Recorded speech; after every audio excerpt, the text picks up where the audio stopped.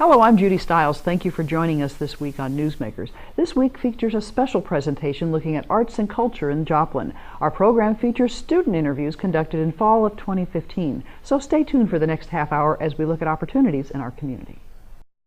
Hi, I'm Natalie Cassie. Welcome to this edition of Campus Culture. Today I'm joined with 3 students from the Southern Theater Department, here to talk about the upcoming show and a little bit about their theater background. How are you guys doing today? Good. Good. Thank you for being here to talk about theater. It's exciting stuff. If you guys could introduce yourselves and tell me about your theater background. Well, my name's Cameron Lopez. I've been doing theater since I was 5 years old. I started out in community theater in my hometown in Neodesha, Kansas, and then I just went to various events around the community. I did the Inge Festival, I did Fall Festival, musicals and plays, and I got started in theater. First, what got me started actually was the high heels, the makeup, and the sequins. I loved it. It was great, the spectacle, because when you're a kid, that's really all you know. You don't really have respect for any kind of acting or performing at that time. And then as I started to learn more, I fell in love with the stories and the characters, so that's what it's all about for me. And what year are you here at Southern? I'm a junior. Next year will be my senior year. And your plans for after graduating from the theater department? I would love to go to graduate school, wherever that is. I don't know, but whichever graduate school will take me at the time. And I just want to finish my training, and then hopefully when I get out, do anything that has to do with performing arts. I don't care what it is, just anything. Nice. All right. And for you? I'm Valerie. I started theater in high school, my freshman year. Okay. My first part was playing a little boy. So I've always enjoyed theater because there are so many opportunities and chances to play anything or be anything. And yeah. And where do you see the theater taking you? Well, at the moment, I don't know. I do love opportunities and chances in life, so whatever happens, whatever comes along, I'm ready. That's a nice outlook. There. I'm Chelsea Skaggs. I started theater about middle school. What really got me into it is the technical side, the behind the scenes, being organized and stuff like that. Like I'd love being stage manager is mainly what I do. I auditioned for the children's show just because it was fun and it sounded adorable, and it's a lot of fun. Yeah, so. Tell us about the children's show. The children's show is called Christmas at an Old Toy Store, and it is about a bunch of toys having to defend themselves from some gangsters, per se, when they end up being seen, because toys aren't supposed to move or talk. And so when grown-ups see them, it's weird. People want to show other people, but it's not a good idea. Okay. Yeah. And the play is written by? Lyle Burrow. Okay. He's also directing it. Nice. Very cool. And he's an active member of the Southern community. He is our assistant technical director? Yes. Yeah, assistant technical director. Very nice.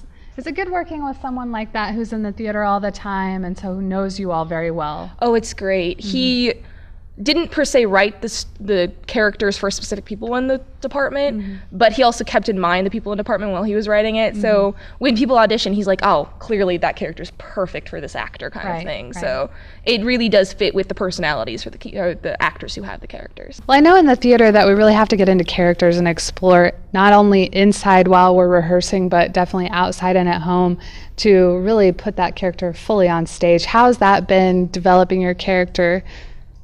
Developing a character is really fun. There's a lot of different techniques you can do. Google Images, some people like to look up Google Images of dolls or tin soldiers or teddy bears. And then there's journaling, of course. And basically what you do with journaling is you write every day a little bit about your character and what makes them the way they are and who they are. And so that's kind of fun because as the show progresses and the more you journal, the more your character evolves. Nice. And for you? I would say it's fun as well. I don't really look up Google that much, but I kind of like go around and I'll be my character at my house. Okay. Like Dolly will be cooking dinner, which is very weird because my roommates come out sometimes. Awesome. But I am more of a physical type of actor, so I get my entire body into it. I am a doll, which is hard to explain without showing, but yeah, no, it's a lot of fun. Good. It's great experience and it's really entertaining for my roommates. So I bet. Anything specific for you? Well, actually, to tell you the truth, for me, I never really have just one process of figuring out what my character's like. I mean, I've heard different techniques that can be used from different professors here, but every single time I get a script, I'm always like, how am I going to do this? But I like to try different things. I like to do both what they said, journaling, and also actually trying to role play in that character in my home setting and whatnot. Sometimes I'll just try really bad ideas, and I just try all these bad ideas about trying to get into a character, and most of them fail. And then out of the failures that I have, will come out like maybe some success. So I try to go from there and just experiment with different things. And for other students that are maybe interested in being a part of the theater, what would you say to someone who is interested? I'd say that we're a really open community.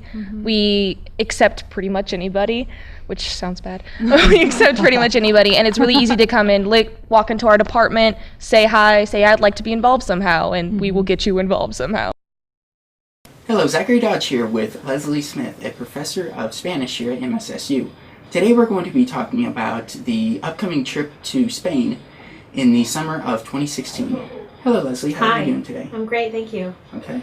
To start off, could you tell us just a little bit of general information about the trip to Spain? Sure. So based on the theme semester this fall being Spain, we took students to Spain last summer to sort of kick it off. And so we're going to repeat the same trip again in 2016. Okay. And could you take us through the trip itinerary? The students who participate in the trip receive 3 credits of upper division Spanish. Okay. And it's they receive that credit regardless of whether or not they are actually in upper division Spanish classes or not. Okay. And the reason we do that is we know that our students are surrounded by Spanish all day for 4 weeks. And so we think that that's deserving of upper division credit because of all the extra time spent outside the classroom that they are involved with the Spanish language and culture.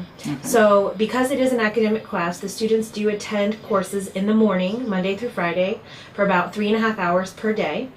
And then in the afternoons, we always have cultural activities each day from about 4 p.m. until about 8 p.m. every day.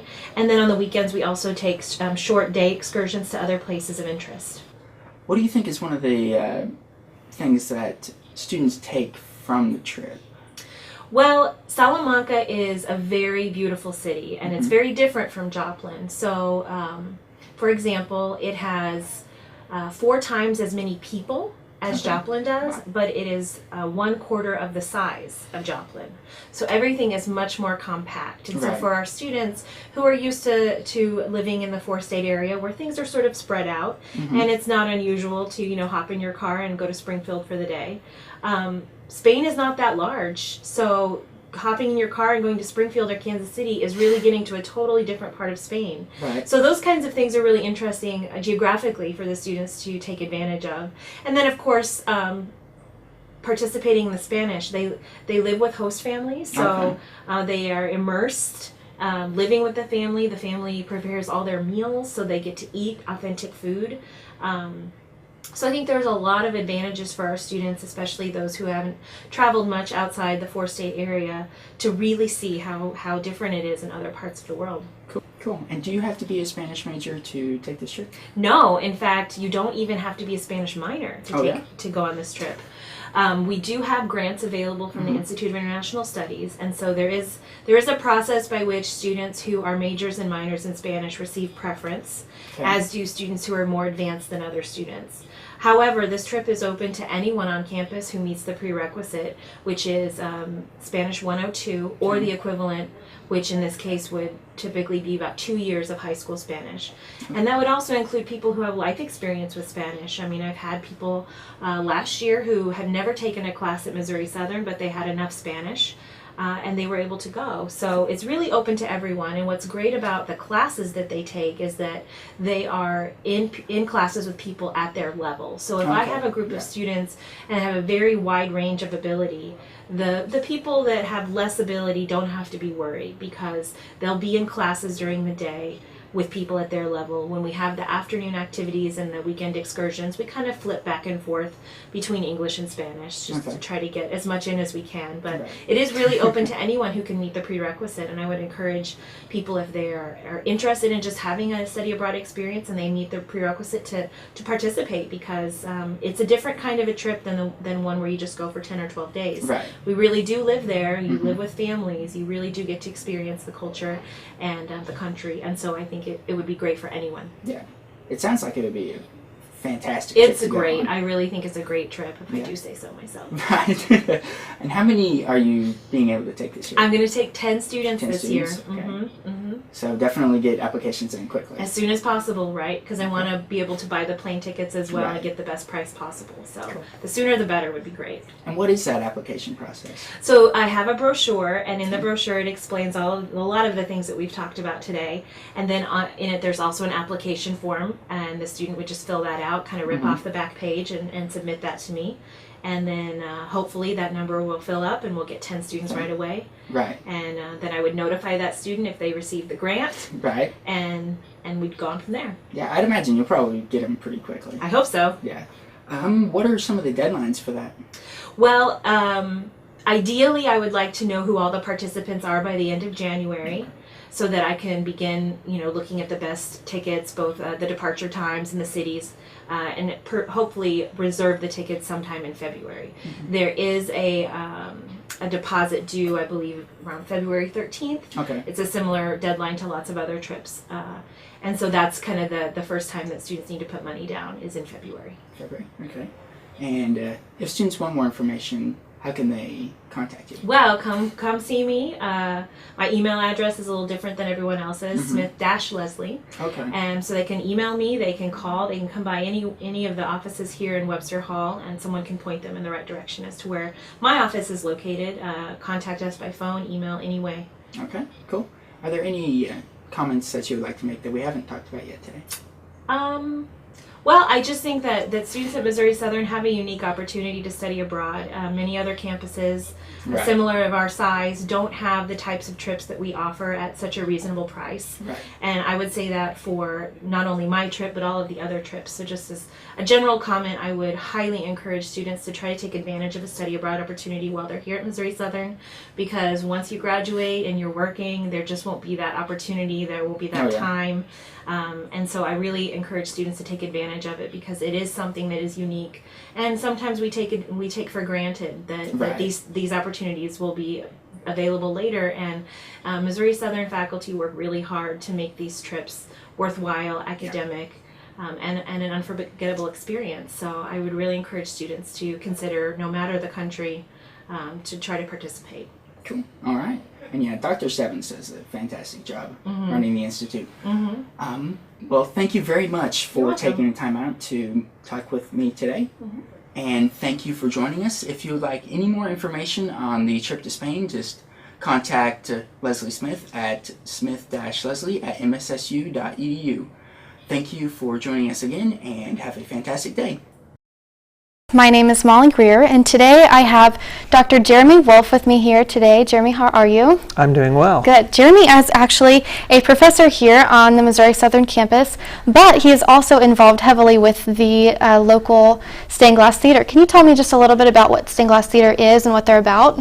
Sure. We are a faith-based creative arts organization, and we provide any sort of creative arts to the community. Mostly it's been plays, but we're also looking at doing some other things like maybe some dance and local concerts, maybe doing some other types of art like sculpting or painting or photography. So recently, Stained Glass Theater just had a fundraiser, and as we know, the original building of Stained Glass Theater was wiped away in the Joplin 2011 tornado. So you guys have kind of been jumping around for a while doing your shows in different areas. Where are you right now? Right now our address is 2101 Annie Baxter. And like you said, for about 4 years, after we lost our building, for about 4 years we were homeless, and so we were at, maybe 8 or 10 other theaters or stages, and so we really got worn out doing that, and finally have a home again, and are purchasing this building. But our fundraiser was mostly to turn it from an auditorium where a church was into a theater. So making it look like a stage and putting in theater seating and painting it and adding bathrooms, just those important things that patrons want. Yes, absolutely. So where is the whole process in getting that transformation completed? we are open and having shows, but there's still some work to do. And so when people come in, they notice that not everything's exactly like it will be. Just recently, though, we've hung our lights, our theater lighting, and are going to be able to have some sound available for our shows. And so we had some temporary lighting going on, and now we've taken a next step up, and we have some real theater lighting. So we're excited about doing our first show with that. So what are your past experiences? What shows have you been involved in the past, specific shows? Probably the show that I was in that was the one I enjoyed the most was The Count of Monte Cristo. Okay.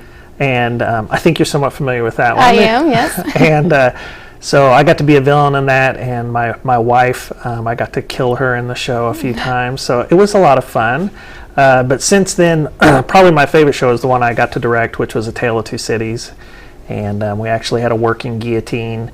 And so it was just real impactful, and it was all drama, no humor, so it was a lot of fun to do. Yeah, that does sound fun. So you mentioned that you've done shows with your wife before, and I think at Stained Glass Theater it's pretty common for the shows to be kind of like a family effort. Do you feel that way? Oh, absolutely. It seems like all the shows that I direct, my family always tends to be in part of it. So they're either actors, or they're backstage, or running lights or something. But that's probably what we enjoy the most, is we're all able to be involved together.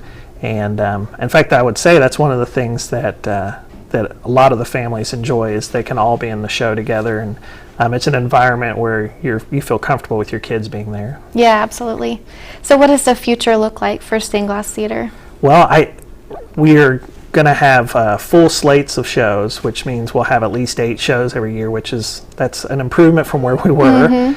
And then we're going to also add some of the other creative arts. And we've already had one concert at the theater, and we're looking at maybe adding some more concerts from local bands and musicians. And then I think we're going to eventually have some classes that teach some of the creative arts that we'd like the community to have opportunities to participate in. Such as like acting classes and voice, or? Yeah, the one that I've heard most often has been like Shakespearean acting. So that's a little outside our comfort zone, and I think it'll be something that people would really enjoy, and something that we just really haven't done much of yet. Yeah, well, it sounds like Stained Glass Theater has moving towards the right way, and they have a great future ahead of them, so it's good to hear. And then we wish you the best in all of your fundraising and getting the whole church transformed into that theater, so that'll be great, and we wish you the best with that. Thank you for watching, everyone. We're going to go to Aaron now, who's talking with Callie with the Downtown Joplin Alliance. Thank you, Molly. I'm Aaron Weatherford, and I'm here today with Miss Callie Hudson. She is the Executive Director of Downtown Joplin Alliance. How are you today, Callie? I'm quite well. How are you, Mr. Good. You're doing great. It's good. Friday. It's a wonderful day. Now, many of us folks here in Joplin already know about Downtown Joplin Alliance, but if you're a new person in town, if you just moved here, can you tell us a little bit about what Downtown Joplin Alliance does? Downtown Joplin Alliance exists to bring life to downtown, and we do that a number of different ways. We focus on economic development issues and historic preservation initiatives, and we like to throw really big parties. Okay, and what exactly do you do to throw really big parties? How do you do that? Well, how long do you have? No, seriously, we have these regular events. One of the things that we do for 8 months out of the year is Third Thursdays, which is all kinds of fun stuff. It's really the cornerstone community event here in Joplin and the surrounding area. Thousands of people come out for art and for music and food and all sorts of just super fun stuff. It changes from month to month, so it's always kind of a surprise and a treasure around every corner. But one of the things that we've gleaned from having these big events is that people come to them and then they're able to discover things that they wouldn't have known were downtown, and it tends to increase that foot traffic. So if you come to Third Thursday, you might discover a restaurant that you didn't know was there, or kind of a unique, quirky little shop or something, and so people tend to come back around after they come for one of our big events. Absolutely, and as I'm from Fayetteville, so I'm new to Joplin, Instant Karma, I love that place. Instant Karma, That's a good one right there. So, tell tell me about the events that you hold to get together. I know we talked about Third Thursday. Is there any other events that actually take place downtown that you put on that kind of help get people excited about the area? Yeah, we have all kinds of different events. Our signature event this year was called Slide the City. We put a 700-foot water slide right down the middle of Main Street, which was super fun. Outstanding. Now, one of the things that I noticed when I first moved here and attended Third Thursday for the first time was that sometimes parking is an issue downtown. You know, I saw in the paper and whatnot that you've been working on that project a little bit. Can you tell us a little bit about how Downtown Joplin Alliance is working to make parking easier, for one, and just a more friendly downtown area?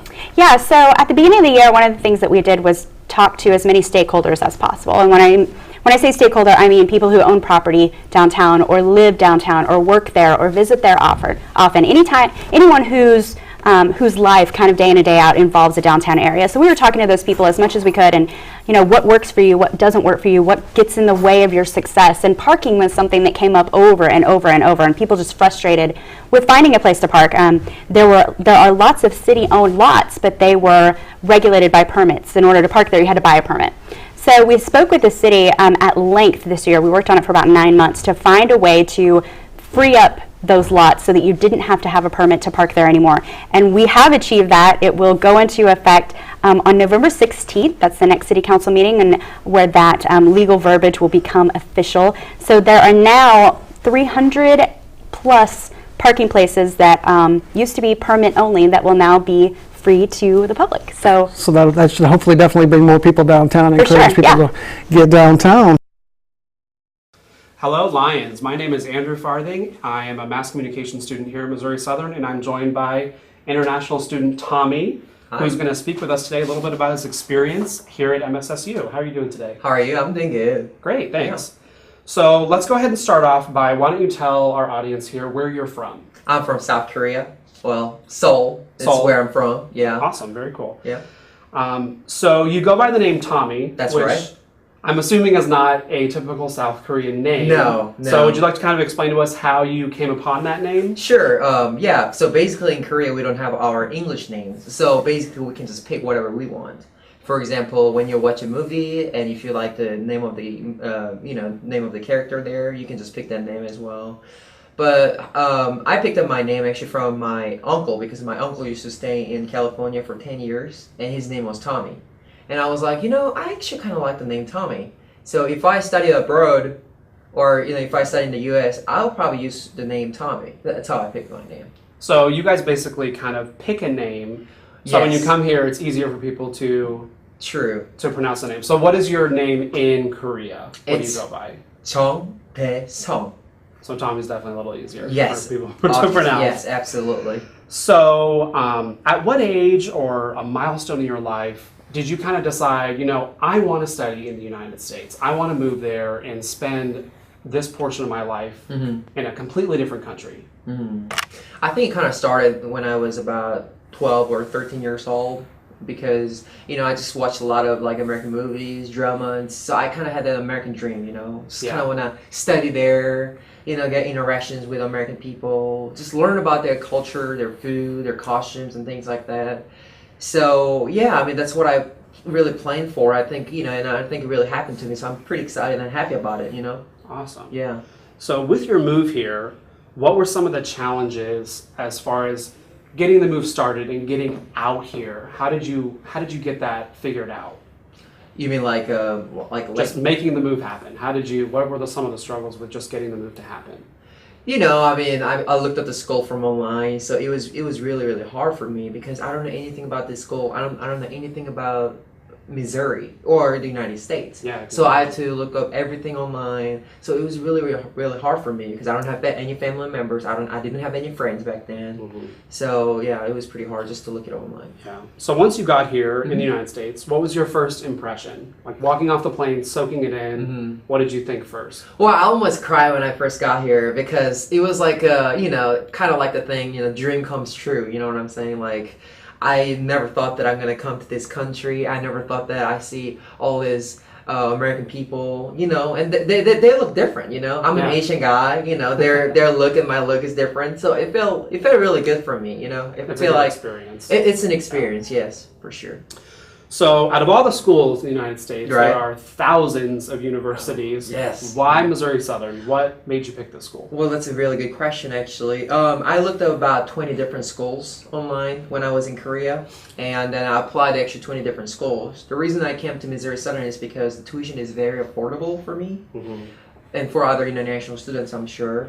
And also, I was able to get a lot of transfer credits because I'm a transfer student, you know? And so, yeah, I decided here, and there is a person named Laura. She works for the international students, and she was very friendly when I asked her questions about Missouri Southern. And also Professor Bryant, who's my advisor, he helped me a lot to really transfer and to have that credit hours here in Missouri. That makes Southern. it a lot easier, I'm sure. Yeah. So you are a transfer student. What is your major here at Missouri Southern? Mass communications. Awesome. Yeah. And were you a mass communications student in Korea before you transferred? I studied in the Philippines 5 years. Okay. So I took mass communication from there, and actually just sticking with the one major. You know, that way I can graduate in time. And I really like the major mass communication. So the classes you took there were able to transfer here. That's right. Some of them were able to transfer to Well, here. that's good. That helps a lot. Yeah, it helps a lot. Yeah, for sure. So, you're a mass communications student, and as I understand, you're graduating this December. That's right. Which is really exciting. I'm really happy about this. Yeah. So, what are your plans after you graduate? Well, in Korea, we have 2 years mandatory military service program, so that's what I'm going to do because I haven't joined the military yet. I decided to actually have my education first here in the U.S., so I'm almost done with it. So right after I graduate, I'm going back to Korea, join the military for 2 years. And after I'm done with the military service, I'll be able to find a job in Korea. Very cool. Yeah. So, as far as jobs in your career in the future, what do you think you're looking for in the communications field? Yeah, I actually wanted to work at the TV station or like a commercial company in Korea, but I want to have something that's related with like English language, if that makes sense. Yeah. You know, in Korea, you know, it's getting globalized, so there are a lot of people, you know, like interacting with other foreigners and things like that. So I want to have like a program or something like that that has to do with a lot of foreigners, a lot of international people. Yeah. Yeah. That'd be great. Yeah. So, once you leave Missouri Southern, which I'm sure you're sad to, Very sad about it, yeah. what do you think you'll miss the most about the university itself? Obviously the people. I just love the people here. My friends, my professors, they are very warm-hearted people. I cannot say all of them are, but many of the people that I met here are really, really nice people. I just love the people. I just love being here in Joplin, in MSSU, you know. Just gave me so much experience. And then, you know, I'm just going to cherish this time, I'm sure, in the future. Well, I'm glad that you got to have this experience. I'm glad you got to come here and join our school. Yeah. Thank you for meeting with me, Tommy. I really appreciate it and sharing some of your cultural experiences here at Missouri Southern. This is Andrew Farthing reporting to you from the broadcast station at Missouri Southern. Thanks for joining us this week for this special Newsmakers presentation. Join us again next week at the same time on this station. We'll see you then.